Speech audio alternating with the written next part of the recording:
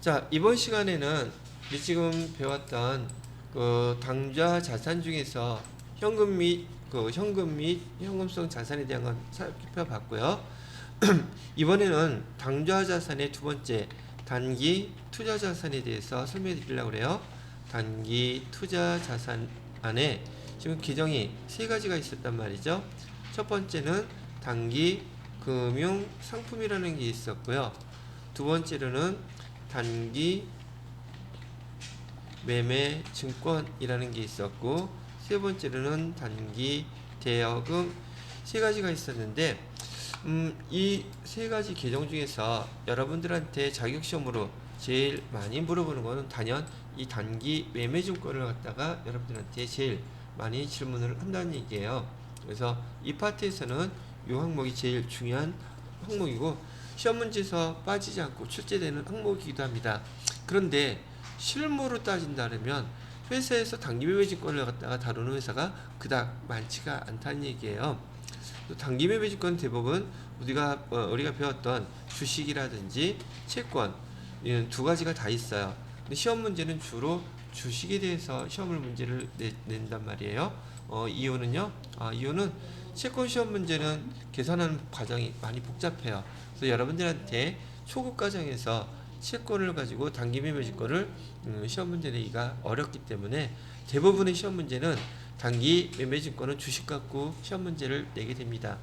그러다 보니까 많은 분들 중에 어떤 분들은 단기 매매 증권에는 예를 들은 게 매번 주식밖에 없으니까 주식만 있는 줄 착각한단 말이죠. 단기 매매 증권에는 주식도 있고요, 채권도 있다. 이렇게 기억하시고요. 그러면 단기 금융상품부터 설명을 해주고 싶은데, 일단 투자자산이라는 것은 투자를 하면 항상 이익만 나나요? 아니죠. 이익도 날 수 있고요, 그 다음에 손실도 날 수 있는 게 이게 바로 투자예요. 다른 말로 얘를 투자할 때는 투자 목적이 되겠죠. 투자 목적으로 취득하는 것들, 이런 걸 우린 단기 투자 자산이라고 부르고, 여러분이 기록할 때는 단기 투자 자산 안에 세 가지 계정인 단기 금융상품, 단기 매매증권, 단기 대여금, 이런 것들이 있으니 이런 거는 언제 어떨 때 기록하는지 지금부터 봐야 되겠죠. 자, 그렇게 보시면 되겠고요. 그래서 자, 여기 단기 투자 자산을 보시게 되면은요, 단기 투자 자산에는 우선 단기 금융상품, 근데 단기 금융상품 중에서 아까 3개월 초과 12개월 이내 현금화돼야 된다는 거, 이게 있었죠. 만약에 3개월 이내라 그러면 뭐라고 기록해야 돼요? 현금성 자산이라고 기록하셔야 됩니다 라고 얘기 드렸었어요. 자, 그 다음에 은행권으로 따지면 단기 금융상품에 해당되는 게 대표적인 게 정기예금, 정기적금이고요. 증권회사에서는 양도성 예금증서, 종합관리계좌, MMF, MMD, 되게 많은데요. 이런 것들이 있대요. 이런 게 하나하나에 다 금융상품들입니다. 어디에서? 증권회사에서. 그럼 일단 양도성 예금증서라는 것은 뭘 갖다가 양도성 예금증서라고 부르냐면, 양도, 건네줄 수 있다는 뜻이에요. 간단하게 그냥 이해하시라고요. 여러분이 증권회사에 가서 저 CD 한 장 사러 왔는데요, 양도성 예금증서예요. 말 그대로 예금증서. 영어로 얘를 CD라고 쓰기는 하는데, 컴팩트 디스크 얘기하는 거 아니고요. 여기 CD는 뭐의 약자냐면 캐시 디파짓. 캐시 디파짓은 현금을 입금해 놨다는 뜻이에요. 그래서 보통 단위가 한 500만원 정도 되는데, 여러분이 500만원을 들고 가서 저기 증권회사에서 저 CD 사러 왔다 그러면 양도성 예금증서 돈 500만원 맡겼어요. 자, 요거 누가 얼마짜리 언제 뭐 맡겼다는 쓰겠죠. 그 양도성 예금증서에 여러분의 이름을 적어놓고 주는 것을 기명식이라고 불러요. 또는 이름을 쓰지 않고 그냥 여러분들한테 넘겨줬다면 걔를 무기명식이라고 부르는데, 이름이 써져 있지 않다는 뜻이에요. 차이점은 여러분이 500만원을 주고 양도성 예금증서, 하나의 증서를 받았어요. 그거를 갖다가 여러분이 가야만 지급해주는 거, 여러분 이름을 기록해놨으니 걔를 기명식이라고 부르고, 여러분이 아니라 그 증서를 갖고 있는 사람 아무나 가도 돈 주게 되면 걔는 무기명식이라고 분단이게요. 즉 돈을 갖다가 증권에서다가 입금시켜 놓고 돈을 입금했다는 증서 받는 거, 그리고 남한테 넘겨줄 수도 있어요. 이런 거를 양도성 예금 증서라고 부른답니다. 그 다음에 두 번째로는 종합자산관리계좌라고 되어 있는데, 종합자산관리계좌, 이건 영어를 갖다가 CMA라고 부르는데 상품명이 원래가 영어예요. CMA라는 거. 이 CMA는 미국의 시티은행에서 개발한 금융상품입니다. 그럼 CMA는 뭐의 약자냐고요? 얘도 마찬가지로 캐시, MA, 캐시 매니지먼트 어카운트. 이건 무슨 뜻이냐면, 이런 경우에 이걸 만들어낸 건데, 보통 여러분들은 은행에 갔을 때 보통 은행 거래를 많이 합니까? 아니면 증권회사 거래를 많이 합니까? 증권회사라 그러면 주식밖에 생각이 안 나잖아요. 근데 주식 말고 증권회사에서 거래하는 거래들 되게 많단 말이죠. 그러다 보니까 주식도 그 증권 중에 하나예요. 주식도 주식이라는 증서가 있잖아요. 채권도 얘네들도. 증권회사의 상품은 그런 증서들이에요. 증권 재산상의 값어치가 적혀져 있는 증권들이 상품이고요. 은행은 지폐나 주화, 즉 한국은행이라고 써져 있는 통화가 상품이에요. 그럼 은행과 증권회사의 상품이 서로 다르죠. 그러다 보니까 여러분들이 증권회사를 이용하는 것보다는 주로 일상생활에서는 은행을 많이 이용하게 되는데, 여러분들이 은행에 가서 현금 100만원 입금해 놨다가 돈이 필요하면 나중에 돈 찾으려고 할 때 바로 현금 주죠. 거기는 통화 자체가 상품이기 때문에 돈 달라고 하면 바로 준단 말이에요. 근데 증권회사에서는 여러분이 100만원을 예금시켜 놨잖아요. 그러면 그 증권회사는 그 돈으로 주식이나 채권이나 이런 증권들을 사고서는 거기서 이자를 갖다가 받게 돼요. 그러다 보니까 여러분들이 돈 10만원 찾으려고 하면 증권회사에 가서 내가 예금해놨던 100만원 중에서 10만원 찾으려고 해요. 그러면은 그 증권회사는 그 돈으로 사놨던 주식이나 채권이나 증권들을 매각 처분을 해야지 돈이 생기겠죠. 그래서 여러분들한테 영업일로 이 영업일을 기다리라 그래요. 뭐 오늘 월요일날 갔다 그러면 화요일날 지나고 목요일날 오라고 한단 말이죠. 그럼 불편해요, 안 불편해요? 불편하죠. 그러니까 사람들이 보편적으로 증권회사를 이용을 안 했던 거예요. 왜냐하면 그 증권이라는 거요, 주식도 채권도 얘네들을 팔고 현금으로 다시 들어올 때 이틀이 걸려요. 모든 그 증서들을 매매 거래를 했을 때. 그래서 이 그 CMA라는 계좌를 만들 때 목표는 뭐였었느냐 하면, 증권회사도 은행처럼 이틀 고객들이 돈 필요로 할 때 이틀 기다리지 말고 바로 돈을 지급해 주자라고 해서 만들어낸 금융상품이 바로 이 CMA 계좌예요. 그럼 이 CMA 계좌를 개설하고 여기에다가 여러분이 돈을 입금하시게 되면 은행에서 하고 똑같이 돈 필요할 때 얼마든지 찾아 쓸 수 있고, 그 다음에 국민은행에다가 여기 계좌를 개설하게 되면 국민은행 카드 주겠죠. 그럼 그 카드기 현금 인출기 말이에요. 그거는 은행보다 증권회사들은 영업점들이 되게 적던데, 근데 증권회사의 이 CMA 카드는요, 여러 금융권에서 인출할 수 있도록 하고 수수료도 없다는 특징이 있어요. 그럼 똑같은 업무를 보고 똑같이 할 거면 줄만이 쓰는 데보다는 증권회사에 가서 거래하는 게 더 간편할 수도 있겠죠. 왜? 은행 수수료도 없으니까. 자, 그렇게 만든 그 계좌 이름이 종합자산관리계좌라고 이렇게 얘기를 해드리는 거랍니다. 물론 여기 그 돈을 입금하시게 되면 이 증권회사는 여러분이 입금한 돈으로 주식도 채권도 뭐 여러 가지 다 살 수 있어요. 근데 여러분들은 그런 거 상관없죠. 돈 넣어놓고 금융권, 즉 은행보다는 이자가 얼마라도 얘가 더 많이 들어옵니다. 참고로 그냥 알아주세요. 그 다음에 MMF라는 그 상품이 있는데요. 이 MMF라는 것은 주로 회사에서는 말이에요, 단기 여유 자금을 갖다가 단기로 운용하고 싶을 때 증권회사에서 많이 취득하는 사는 금융상품 중에 하나랍니다.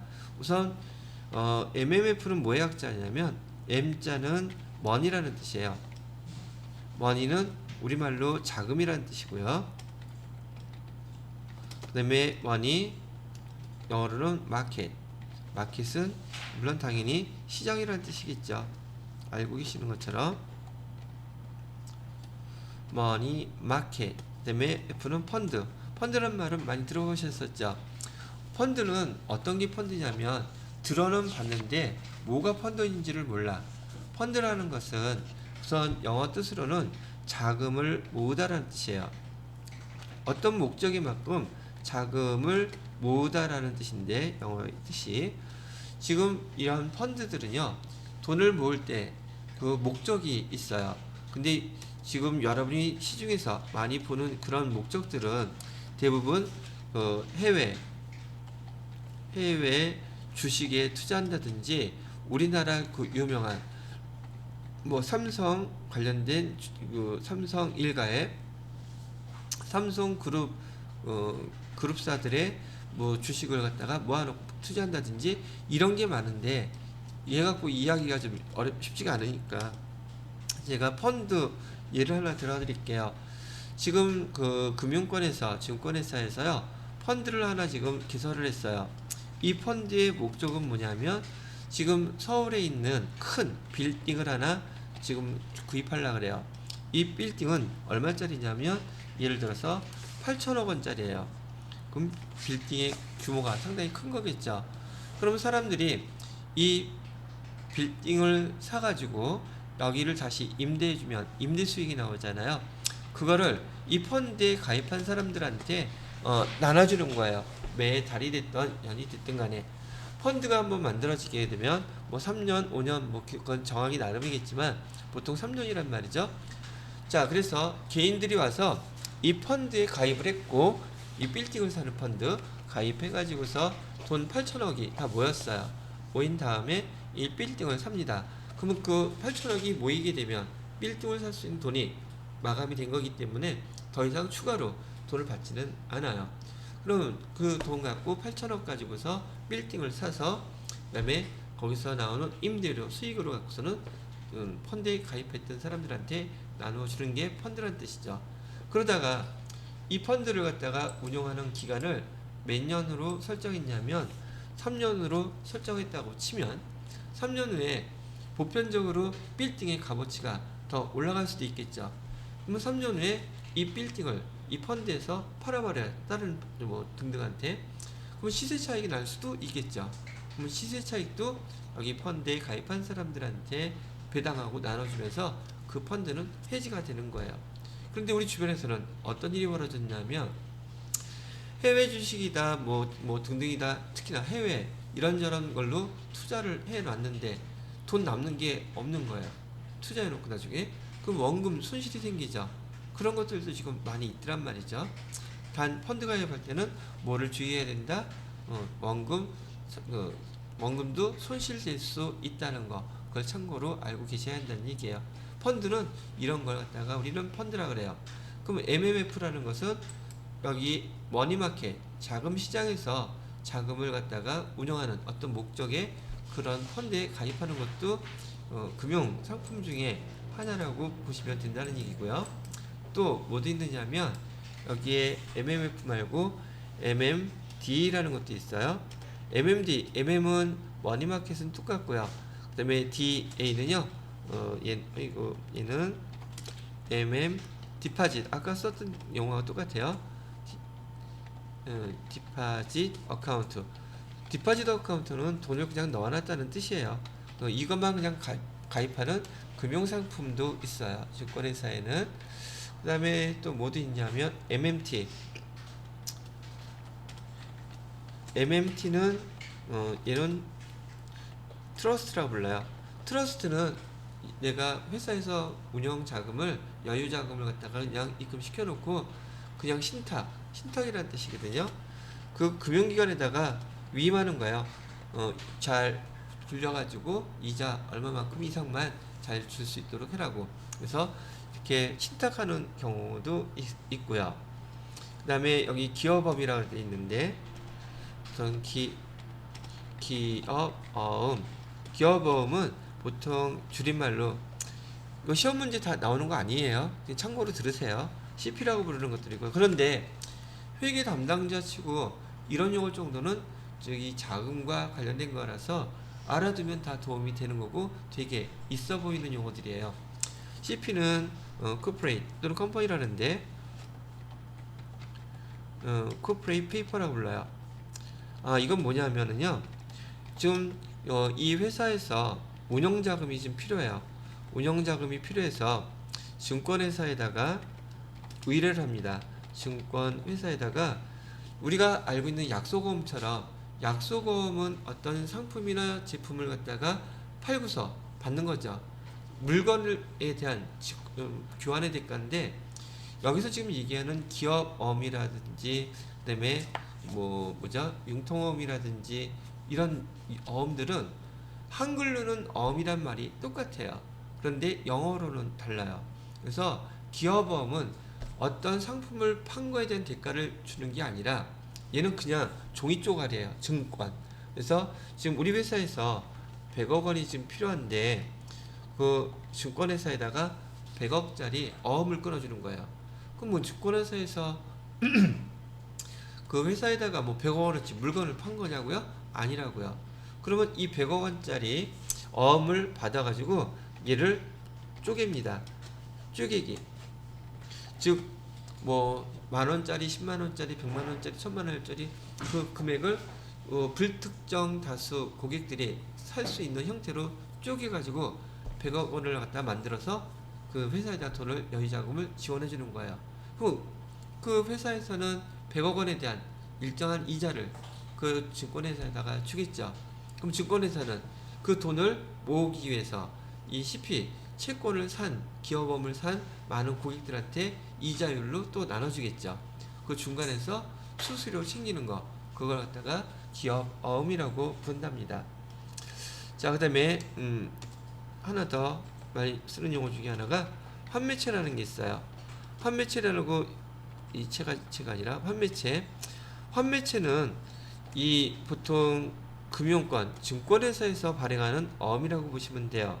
그래서 얘는 영어로 refundable paper라고 불러요.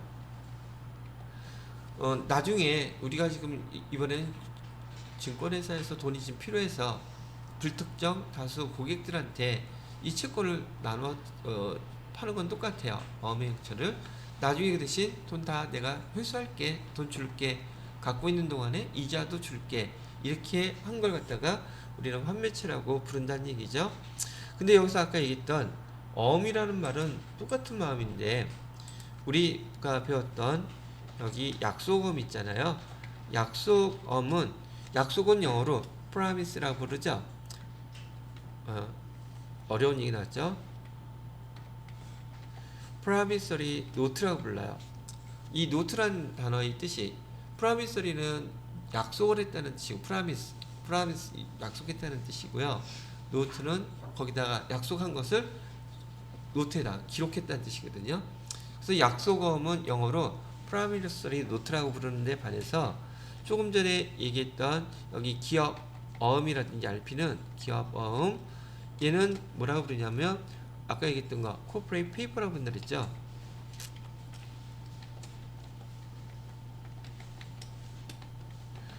그러면 어음은 어음인데 쓰는 용어가 달라요.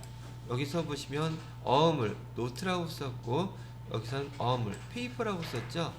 페이퍼는 말 그대로 그냥 종이 쪼가리인 거예요. 즉 페이퍼에 종이란 뜻만 있는 게 아니라 어음, 증서란 뜻도 있어요. 여기 약속어음은요. 여기 지금 어음이긴 어음인데 지금 대가가 서로 다르죠. 약속어음의 또 기업어음 차이점을 한번 알아두라고 여기 관련된 거 한번 쭉 다 설명을 해드렸어요. 이유는요. 여러분이 좀 회사에 들어갔는데 그래도 여기 금융상품과 관련된 용어 정도 몇 개 알아들은 게 있으면 누군가하고 얘기할 때 그래도 좀 아는 척 할 수 있지 않겠느냐는 거죠. 왜? 여기 지금 나오는 용어들은 여러분이 일상생활에서는 거의 사용하지 않는 용어들이기 때문에 그렇다는 얘기예요. 그래서 여러분이 회계에서 배웠다면 교재에 나온 것만큼 그 정도는 몇 가지는 알고 계셔야 될 거라고 생각이 들어서 이거 한번 쭉 설명을 해 드렸답니다. 자, 이렇게 잠깐 하고요. 잠깐 쉬었다가 이 단기매매증권 설명해 드리도록 하겠습니다. 지금 설명해 드렸던 여기 단기 금융상품에 대해서는 아까 얘기 드렸던 현금성 자산이라는 용어하고 좀 대비돼 가지고 문제가 나오게 되면 그렇게 나오는 형태로 많이 나오거든요. 출제가 되니까 참고로 알아두시면 되고, 그리고 지금부터 배우시게 될 단기 매매증권, 얘는 시험 문제에서 출제 확률이 100%, 제일 많이 나오는 것 중에 하나 단기 매매증권이에요. 그래서 얘를 갖다가 지금부터 설명을 해 드릴 테니까 천천히 설명할 때 이해가 되는지 한번 정리들을 해 보시기 바랍니다. 자, 단기 매매증권은 제가 또 색깔로도 빨갛게 색칠을 해놨죠. 단기 매매증권은 우선 목적이 단기 시세차익 목적이라고 미리 알려줘요. 단기 매매증권이라고 알려주질 않고요. 여러분들한테 단기 매매증권이라는 계정을 사용하도록 설명을 해준단 말이에요. 그럼 여러분들은 이와 같은 용어들을 들으면 단기 매매증권이라고 기록하라는 뜻이구나, 그렇게 해석을 해야 된다는 뜻이에요. 단기 시세차익 목적, 단기 매매 목적으로, 단기 투자 목적으로 별의별 얘기가 다 나오는데, 이렇게 주식을 거래하는데 주로 이제 얘는 주식이라 그랬어요. 그러면 시세차익을 목적으로 한다고 하면 당연히 내가 팔고 싶을 때 팔아야 되고 사고 싶을 때 살 수 있어야 되겠죠. 그래서 얘를 어디서 사고 팔고 해요? 여러분은 지금 증권거래소에서 거래되는 것들을 요즘은 증권 증권회사 거기 안 가도 여러분 단말기에서도 집에서도 컴퓨터로 얼마든지 사고 팔고 할 수 있다는 얘기예요. 그런 걸 갖다가 우리는 시장성이 있다는 얘기로도 하고요. 거래가 빈번하다, 이런 용어가 나오게 되면 주식거래와 관련돼서 여러분들한테 뭐라고 기록하라는 뜻이에요. 단기 매매 증권이라고 기록하세요. 그걸 알려준다는 얘기죠. 그 다음에 단기 매매 증권, 주식을 거래할 때는 기본적으로 주어지는 정보가 우선 실제로 주식을 살 때는 몇 주, 주식수를 갖다가 알려줘요. 주식수, 몇 주, 그 다음에 단가, 단가라고 하는 것은 우리 그 주식에 대한 단가가 지금 총 단가가 총 6가지가 사용되고 있는데 불문하고 그 단가 액면가액이라고 불러요. 액면가액을 알려주고요. 그 다음에 시가도 알려줘요. 그럼 예를 한번 들어보게 되면 여기 제가 써놓은 거예요. 11월 11일 날 주식회사 한아름 회사의 주식 한 주, 그 다음에 액면가액은 10,000원이고요. 지금 거래되는 시가는 15,000원이에요. 그리고 이렇게 거래를 하게 되면 수수료를 갖다가 1,000원 내야 된대요. 이렇게 정보를 주게 되는데, 단기 매매 주권의 특징은 시세 차익이 목적이기 때문에 우리는 단기 매매 주권 기록할 때는 전혀 액면가액은 신경 쓰지 않으셔도 된단 말이죠. 그래서 단기 매매 주권은요, 이렇게 시가, 살 때도 시가, 또 매각, 팔 때도 시가만 적용한다는 특징이 있으니까 이거 잘 기억해 주세요.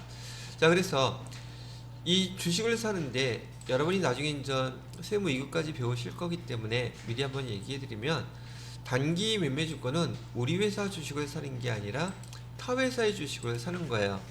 나중에 자본계정 배울 때는 우리 회사 주식을 우리가 살 때도 있는데, 얘는 단기 매매 주권은 타 회사의 주식을 사는 것이라는 거 또 체크해 두시고요. 액면가액은 쓸모가 있다 없다, 여러분들이 나중에 자본계정 배울 때 액면가액을 사용하는 경우가 있어요. 그래서 여러분들한테 헷갈리라고 주식거래와 관련돼서는 거의 대부분 여기 액면가액하고 시가를 다 가르쳐 주지만, 단기 매매 증권은 목적 자체가 시세차익 목적이기 때문에 액면가액은 고려할 필요 없다, 항상 시가만 생각하면 된다, 라고 기억하시라는 얘기죠. 자, 그래서 지금 주식 한 주를 지금 얼마 주고 사갖고 왔겠어요? 시가는 지금 15,000원이래요.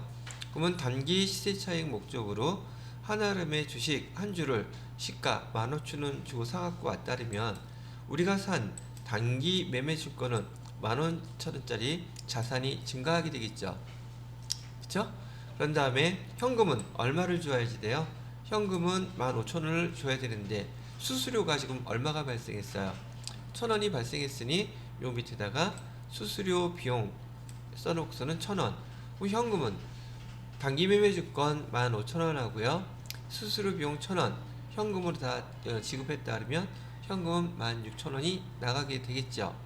그런데 제가 여기 지금 수수료 비용에다가 지금 빨간색으로 칠해놨단 말이죠. 이건 되게 상당히 중요한 의미를 갖고 있어요. 왜 그러냐면 회사에서 앞으로 취득하는 것들이 상당히 많을 거예요. 근데 앞에서 우리가 배웠던 것 중에서 우리가 상품을 취득하게 되면 샀다면은 상품에다가 만약에 운반비라고 하는 부대 비용이 발생했어요. 부대 비용이 발생하면 부대 비용은 상품에다가 다 포함시켜 주세요. 그랬었죠. 그리고 앞으로도 마찬가지예요. 앞으로도 회사에서 취득하는 자산들, 취득할 때예요. 취득할 때 자산을 취득할 때 발생하는 부대 비용들은 무조건 다 더해줘야 돼요. 예를 들어서 토지를 샀거나 건물을 샀거나 대표적인 게 유형자산들이죠.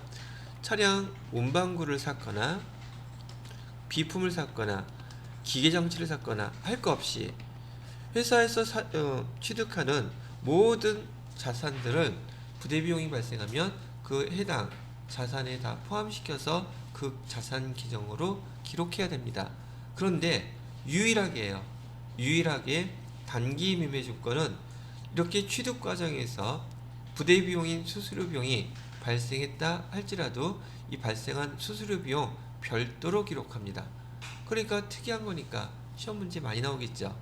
그래서 단기 매매 주권은 취득할 때 수수료 비용인 부대 비용이 발생하더라도 반드시 별도로 기록해 주어야 된다고 얘기해 드리는 거예요. 그리고 이 수수료 비용은요, 영업과 관련이 있을까 없을까? 얘는 지금 이 회사가 노트북을 갖다가 사갖고 와서 판매하는 회사라면 단기 매매 주권을 사고 팔고 하는 거는 영업과 전혀 관계가 없는 거라는 뜻이죠. 영업과 관련이 있다는 게 무슨 뜻이라 그랬어요? 우리 회사의 상품, 즉 노트북을 사고 팔고 하는 거, 이런 게 영업이지 얘는 영업활동과 관련이 없기 때문에 이 수수료 비용은요, 영업 외 비용이라는 것도 기억해 두세요. 여러분이 회계 1급, 그다음에 세무 2급에서 많이 물어보는 거예요. 얘는 영업과 관련이 없는 영업 외 비용이라는 거 알고 계셔야 됩니다. 그 설명해 드리는 거예요. 자, 그래서 단기 매매 증권은요, 자산 중에 하나이기 때문에 우리 회계 담당자가 기억해야 될 것은 취득 과정에서 어떻게 기록해야 되고, 그다음에 12월 31일까지 보유하고 있을 때는 어떻게 기록해야 되고, 마지막에 처분할 때는 어떻게 기록해야 된다는 이 절차를 취득 단계, 보유 단계, 처분 단계 세 가지 규정을 나누어서 여러분이 기억하시면 된다는 얘기예요. 자, 이번에는 보유 단계를 설명해 드릴게요. 보유 단계는 지금 이렇게 단기 매매 주권을 취득을 했는데 지금 팔지는 않았고요. 12월 31일까지 보유하고 있을 때 회계 담당자로서 12월 31일 날은 무엇을 어떻게 기록해야 되느냐는 뜻이에요. 근데 얘도 또 단기 매매 주권에서 지금 아까 얘기해 드렸던 것처럼 12월 31일이 나왔죠. 얘는 아까 뭐라 그랬어요? 12월 31일 날 기록해야 되는 거 기말 정리 사항이라고 그랬었죠. 즉 회계 담당자가 단기 매매 주권을 담당하고 있다면 12월 31일자로 지금처럼 회계 처리 반드시 해 주셔야 된다는 얘기예요. 얘는 또 다른 말로 뭐라 그랬어요? 결산, 수정, 분계라고도 불러요. 결산, 수정, 분계는 누가 하는 거예요? 회계 담당자가 알아서 12월 31일자로 해 주어야 되는 것임을 뜻해요. 자, 보니까 주식의 값은 시시각각 변하고 있죠. 그런데 12월 30일 날 취득할 때는 지금 15,000원 주고 취득을 했는데 지금 보유하고 있는 12월 31일에 공정가치는 지금 얼마라고 나와 있느냐면 2만원이래요. 공정가치가 2만원이라고 한다면 지금 우리 재무상태표에는 우리가 사가지고 왔던 시가 15,000원을 기록해야 되겠어요? 아니면 지금 현재 가치인 2만원 얘를 기록해야 되겠어요? 왜? 재무상태표에 기록될 것들은 재무상태표의 뜻이 뭐라 그랬죠? 12월 31일 날 우리 자산을 팔았을 때 현재 얼마 받았는지 정확하게 그 금액을 기록해 달라는 게 재무상태표의 뜻이란 말이죠. 그러면 현재 단기매매증권의 값은 15,000원이 아니라 2만원짜리니까 차변에 단기매매증권의 값은 얼마가 더 증가했어요? 5,000원 증가한 것만큼만 추가로 기록을 해주시는 거예요. 그리고 대변에다가 뭐라고 쓰냐면요, 단기매매증권을 얘는 실제로 판 게 아니라 평가라는 용어는 12월 31일 날 실제로 사고팔고 한 게 아니라 현재 값어치가 얼마인지를 평가한다고 쓸 때 쓰는 용어랍니다. 그래서 단기 매매증권 평가 이익 5,000원 이렇게 기록을 해주시게 되면 우리가 처음에 단기 매매증권 15,000원 주고 샀던 거하고 또 단기 매매증권 평가 이익에서 단기 매매증권 5,000원이 증가했으니까 두 개 합치면 얼마가 돼요? 우리가 가지고 있는 단기 매매증권의 값은 이제부터는 기말의 평가가 돼요. 무조건 2만원짜리예요. 얼마짜리라고요? 2만원. 이거 잊어버리면 안 되죠? 왜요? 처분할 때 또 우리가 사갖고 왔던 거 홀랑 또 15,000원짜리라고 기록하는 경우가 생기니까 하는 소리예요. 이렇게 평가를 했다면 우리가 가지고 있는 단기 매매증권의 값은 얼마짜리를 갖고 있는 거라고요? 2만원짜리를 갖고 있는 거예요. 자, 이렇게 했다가 이제 처분을 합니다. 처분은 1월 15일 날 이 단기 매매증권을 지금 1월 15일 날 얼마인가 봤더니 공정가치가 시가가 지금 27,000원이래요. 그러면 얘를 지금 당장 팔게 되면 27,000원 현금 받을 수 있다는 뜻이잖아요. 그래서 현금을 27,000원 주고 팔았어요. 그러면 단기 매매증권은 갖고 있던 거 줘야 되겠죠. 그럼 단기 매매증권은 얼마짜리가 감소되는 거예요? 2만원짜리가 감소되겠죠. 그러면 차변과 대변의 차이가 얼마 생겨요? 7,000원 생기죠. 얘는 단기 매매증권 처분 이익이라고 씁니다. 처분했을 때 쓴 기록. 단기 매매증권 처분 이익. 그래서 이렇게 7,000원 기록해 주시면 돼요. 내용은 어렵지 않겠죠. 그런데 실제로는요, 여기에다가 단기 매매증권 거래를 하게 되면 취득할 때 수수료 1,000원이 있었죠. 처분할 때도 수수료가 발생하겠어요? 안 하겠어요? 주식은 거래할 때 처분할 때도 수수료를 내야 돼요. 그러면 똑같이 수수료가 1,000원이 있었다고 가정을 하면 나는 지금 단기 매매증권 2만원짜리 팔아가지고 27,000원, 7,000원이 이익이다 하고 생각했는데 이익이 지금 수수료를 내야 한다면 수수료 비용을 별도로 쓰느냐? 처분했을 때 처분 이익이나 손실에서 계산하는 것이지 처분할 때에는 수수료 비용 별도로 기록하는 거 아니에요. 그래서 여기 단기 매매증권 처분 이익은 수수료 1,000원을 제하게 되면 여기 7,000원이 아니라 얼마짜리로 바뀌겠어요? 내가 지금 7,000원 벌었는 줄 알았는데 그 증권회사 직원이 수수료 1,000원 주세요 그러면 나는 이익이 7,000원이 아니라 얼마가 된다는 얘기예요? 6,000원이 이렇게 돼야 되겠죠. 그러면 증권회사에서 그 증권회사 직원이 수수료 나한테 받을 때 27,000원 먼저 주고 난 다음에 수수료 1,000원 주세요 그러겠어요? 아니면 지네 거 수수료 제하고 26,000원만 딸랑 주겠어요? 이렇게 돼야 되겠죠. 그래서 수수료를 반영하게 되면 이렇게 지금 단기 매매증권 처분 이익 금액이 7,000원이 아니라 6,000원으로 이렇게 변경이 됩니다. 이거 설명해 드린 거예요. 이해되셨습니까?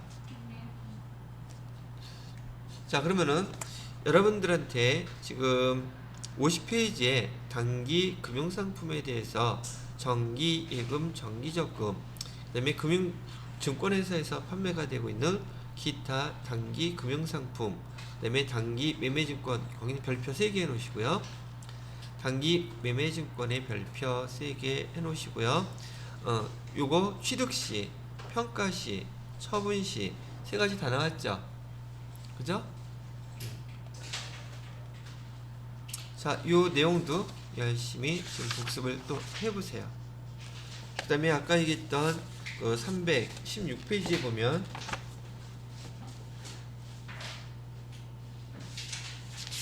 8번 문제부터 했었죠. 아까 8번, 9번, 10번, 11번, 그 다음에 12번, 13번, 14번, 15번까지 15번까지 문제 풀어보시고 지금 제가 설명드린 내용으로 이해하셨는지 확인해 보시라는 얘기예요.